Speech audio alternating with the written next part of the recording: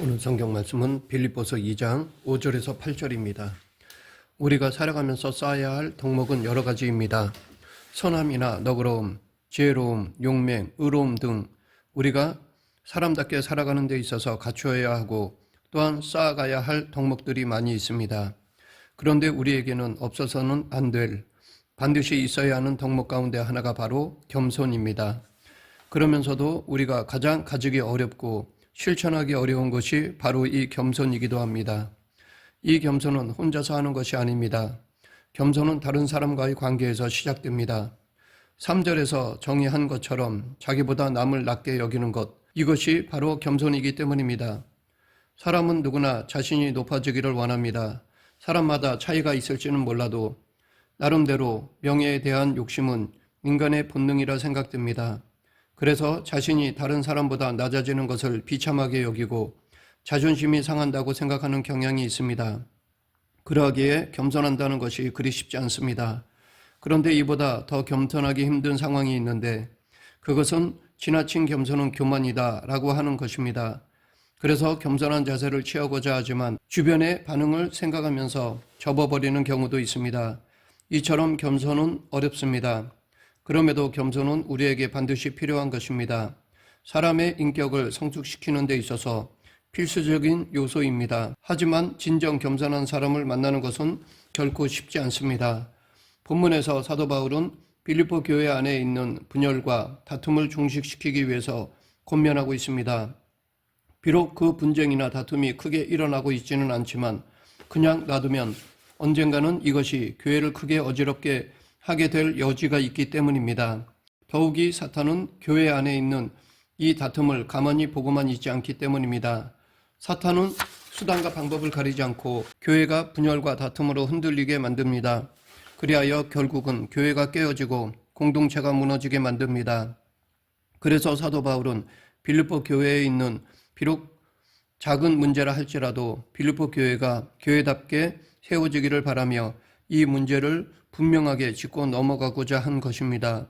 사도 바울이 이 빌립보 교회의 문제를 해결하기 위한 해답으로 제시한 것이 바로 겸손이었습니다. 이 겸손만이 교회 안에서 일어나는 분쟁과 다툼을 잠재울 수 있는 유일한 길이라고 보았습니다.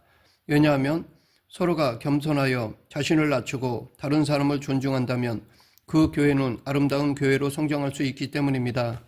그래서 바울은 빌립보 교회의 성도들에게 이 겸손이라는 덕목을 갖추어야 한다고 강조한 것입니다. 그리고 사도 바울은 이 그리스도인의 겸손을 더 자세히 가르쳐 주기 위해 최고의 모범을 보인 한 인물을 소개하였습니다. 바로 예수 그리스도입니다. 즉 사도 바울은 그리스도인이 갖추어야 할 겸손의 모범으로 예수 그리스도의 겸손을 소개한 것입니다. 오늘 본문 5절 너희 안에 이 마음을 품으라 곧 그리스도 예수의 마음이니 여기서 이 마음은 본래 이것이라는 뜻입니다. 그리고 품으라 라는 것은 얻으려고 애를 쓰라, 전념하라 라는 뜻입니다. 또한 그리스도 예수의 마음은 그리스도 예수 안에 있는 것이라는 뜻입니다. 결국 빌립보 교회 성도들이 추구하고 삶으로 실천해야 하는 것은 이미 예수 그리스도 안에서 실현된 것입니다. 그런데 이것을 더 심하게 말한다면 예수 그리스도 이전에는 인간에게 이것이 없었다는 것입니다. 따라서 예수 그리스도를 믿는 그리스도인이라고 한다면 예수 그리스도 안에 있는 이것을 반드시 구현해내야만 한다는 것입니다. 그렇게 하기 위해서는 예수 그리스도를 모범으로 삼고 예수 그리스도를 따라가야만 합니다. 즉 그리스도는 겸손의 궁극적인 모델로 삼고 따라야 합니다. 이렇게 성도들이 예수 그리스도께서 친히 보여주신 겸손의 모습을 따라간다면 교회는 자연스럽게 하나가 될 수 있다는 것입니다. 성도들이 서로 겸손할 때 교회 안에는 교만이나 허영이 사라지게 될 것입니다. 그리스도인들이 서로 자기를 부정할 때 교회 안에서는 다툼이 사라지게 될 것입니다. 그리고 허영과 다툼이 없는 교회는 온전히 하나가 될 수 있습니다. 그래서 예수님께서도 공생의 기간 중에 나는 마음이 온유하고 겸손하다 라고 말씀하셨고 인자가 온 것은 섬김을 받으려 함이 아니라 도리어 섬기려 함이라 라고 하셨던 것입니다. 그리고 예수님은 친히 제자들의 발을 씻겨주심으로 섬김의 모습을 보여주셨습니다. 그러면서 제자들에게 섬기는 자가 되라고 말씀하셨습니다. 우리가 예수님을 믿는 자라면, 예수님의 제자라면 예수님을 따르는 그리스도인이라고 한다면 우리는 예수님의 이 명령을 따라야 할 것입니다. 사도 바울이 우리에게 권면하는 대로 우리는 예수님의 겸손을 본받아야만 합니다. 그렇다면 예수님의 겸손은 과연 어떤 모습으로 우리에게 나타났을까요? 기독교에서 중요하게 여기는 진리들이 있는데 그 중에 하나가 바로 삼위일체입니다. 웨스트민스터 신앙고백서 제2장 3절에서 이 삼위일체에 관하여 신격의 일체로 한 실체와 능력과 영원의 삼위가 계시니 곧 성부 하나님, 성자 하나님, 성령 하나님이시다. 성부께서는 태어나지도 않고 나오지도 않으시며 성자께서는 성부로부터 영원토록 태어나시고 성령께서는 성부와 성자로부터 영원토록 나오신다라고 고백하고 있습니다. 이 삼위일체 교리는 기독교만이 가지고 있는 고귀하고 심오한 진리입니다. 이 신앙 고백은 억지로 해석하려고 해서는 안 되며 오직 믿음으로 받아들이고 고백되어야 하는 진리입니다. 그러하기에 기독교 역사에서 가장 많이 등장하는 이단들은 바로 이 삼위일체 교리와 관련되어 있습니다. 그만큼 인간의 지식이나 이해, 경험으로는 도저히 받아들여질 수 없는 진리입니다. 하지만 분명한 것은 우리가 믿는 하나님은 오직 한 분이시다. 그 한 분 하나님 안에 삼위가 계시는데 바로 성부와 성자와 성령 하나님이시다. 이 삼위 하나님은 나누어지지 않으시지만 분명하게 구별되신다. 다만 삼위 하나님의 영광과 권능은 동일하시다. 따라서 우리 모든 그리스도인들은 이 삼위 하나님만을 예배하며 그분께만 충성하며 그분의 영광을 위해서만 살아가야 한다라고 하는 것입니다. 이렇게 예수 그리스도는 삼위 하나님의 본체이십니다. 본문 6절 상반절 그는 근본 하나님의 본체시나 여기서 본체를 문자적으로 해석하면 형태, 외적인 모습, 형상이라는 뜻입니다. 그런데 이 단어가 하나님에게 적용되면 하나님의 가장 깊은 본질, 하나님의 본질적인 성질과 성격을 나타내는 데 사용됩니다. 따라서 그리스도께서 하나님의 본체시다라고 하는 것은 예수 그리스도 안에 하나님의 신성, 곧 하나님의 본체를 지니고 계시다는 것입니다. 이는 앞에서 말한 삼위일체의 교리에서 일체의 부분을 해석하는 근거가 됩니다. 또한 이 본체는 창세기 1장 26절에 등장하는 하나님의 형상과 모양, 이것과는 다른 것입니다. 즉 사람이 하나님의 형상대로 창조되었다라는 말과 예수 그리스도께서 하나님의 본체이시다라는 말은 질적으로 전혀 다른 표현이라는 것입니다. 본체는 근본적인 것이며 영원한 것입니다. 반면에 형상은 본질이 외적으로 드러난 것이고 일시적인 태도나 모양을 가리키는 것입니다.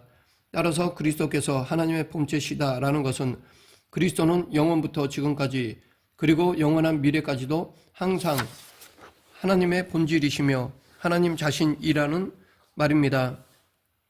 하나님의 속성으로 표현되는 모든 것들이 그리스도 안에 영원히 존재하고 있다는 것입니다. 결국 첫째 아담은 하나님의 형상대로 창조된 존재지만 둘째 아담이신 그리스도는 하나님의 본체로 존재하시는 분이십니다. 계속해서 예수 그리스도는 성부 하나님과 동등하신 분이십니다. 본문 6절 중반절 하나님과 동등됨을 예수 그리스도는 완전하신 하나님이시지만 또한 그분은 완전한 사람이셨습니다. 그분은 동정녀 마리아의 몸을 통해서 세상에 태어나셨습니다. 그분은 난지 8일 만에 할례를 받으셨고 아기 시절과 유년 시절을 보내셨습니다. 아마도 청년기를 보내면서 육신의 아버지 요셉이 먼저 세상을 떠난 것으로 보입니다. 따라서 예수님은 가정의 장자로 가정을 책임져야 하는 모습도 있었을 것입니다. 예수님은 약 3년의 공생애를 사셨습니다. 때로는 배고픔을 겪으셨고 사탄과 사람들의 공격을 받기도 하셨습니다. 마지막에는 로마 군인들의 채찍에 맞으셔야 했고 십자가에 매달려 죽으시고 무덤에 묻히기까지 하셨습니다. 이러한 예수 그리스도의 모습은 그분이 하나님이시라는 것과는 전혀 어울리지 않습니다. 어떻게 시간을 초월하시는 영원하신 하나님이 시간의 제약 속에서 오실 수 있을까? 어떻게 천지 만물을 창조하신 그 하나님이 그 만물 안에 제약을 받으실 수 있을까? 어떻게 모든 인류의 창조자요 주인이신 그분이 그 피조물들에게 매를 맞으실 수 있을까? 어떻게 그분이 생명이시며 모든 생명의 근원이신데 죽음의 관문을 지나실 수 있을까? 이러한 예수 그리스도의 모습은 창조주요, 통치자요, 심판자이신 하나님과는 전혀 어울리지 않는 모습입니다. 하지만 그분은 여전히 하나님이십니다. 그분이 비록 육신을 입고 계시지만 그분 안에는 하나님의 신성이 충만하신 분이십니다. 그분이 피조세계에 오셨지만 그분은 여전히 창조주 하나님이십니다.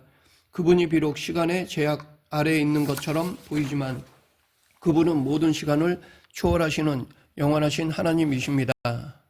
만물의 제약 아래에 있는 것처럼 보이지만 그분은 만물을 초월하는 전능의 하나님이십니다. 그분은 죽으셨지만 그 죽음을 이기시고 부활하신 참 생명이요 영원한 생명이신 하나님이십니다.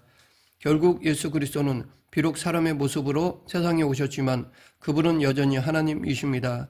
그러기에 예수 그리스도는 영원한 영광을 받으시기에 합당하신 분이십니다. 성부 하나님이나 성령 하나님과 동일하게 모든 피조물로부터 예배를 받으시기에 합당하신 분이십니다. 그러나 예수 그리스도는 하나님과 동등됨을 버리셨습니다. 본문 6절 하반절 하나님과 동등됨을 취할 것으로 여기지 아니하시고 예수 그리스도께서는 하나님과 동등되는 이러한 자신의 존재에서 자신을 완전하게 비우셨습니다. 여기에서 취한다라는 것은 붙잡다, 빼앗다, 잡아채다라는 말에서 유래되었습니다. 그런데 본문에서는 이 단어가 본래 소유하고 있지 않은 것을 소유하기 위해서 다른 이로부터 빼앗는 것이 아니라 이미 소유하고 있는 것을 계속 붙잡고 놓치거나 빼앗기지 않으려고 하는 것을 의미합니다. 즉 그리스도는 이미 하나님과 동등됨을 소유하고 계십니다. 그런데 예수 그리스도는 그 지위를 계속해서 유지하기 위한 생각을 하지 않으셨던 것입니다. 그분은 근본적으로 하나님의 본체시며 하나님으로 누리실 모든 영광을 충분히 누리시는 분이십니다. 그런데 그 모든 것을 당신이 취할 것으로 여기지 아니하셨다는 것입니다.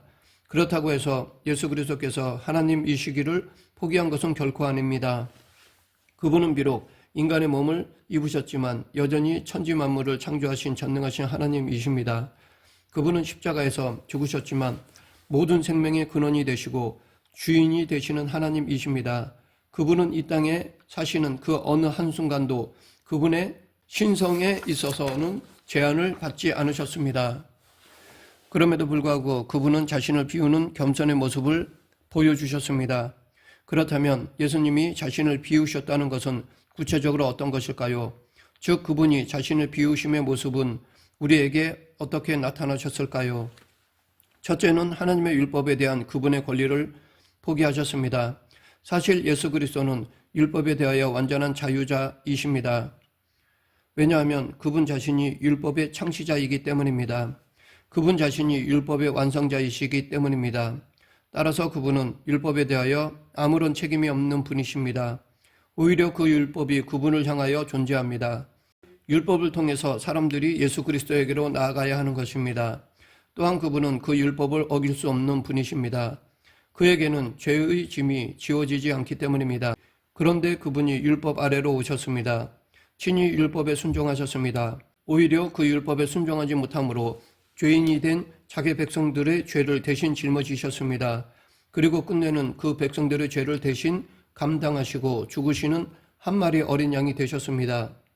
둘째는 완전한 부요하심을 포기하셨습니다. 그분은 모든 것의 소유자이십니다. 그분은 심지어 이 땅의 모든 생명까지도 당신의 소유에 두신 분이십니다. 예수 그리스도는 만물의 창조자이시기 때문입니다. 그분은 또한 그 창조하신 만물을 당신의 영원한 뜻에 따라 섭리하시고 통치하시는 분이십니다. 따라서 그분만이 존재하는 모든 것의 유일한 주인이십니다. 그런데도 그분은 이 모든 것을 포기하셨습니다. 그리고 그분은 이 땅에 오심으로부터 시작해서 이 땅에서 사시는 모든 시간 동안 빌림의 삶을 사셨습니다.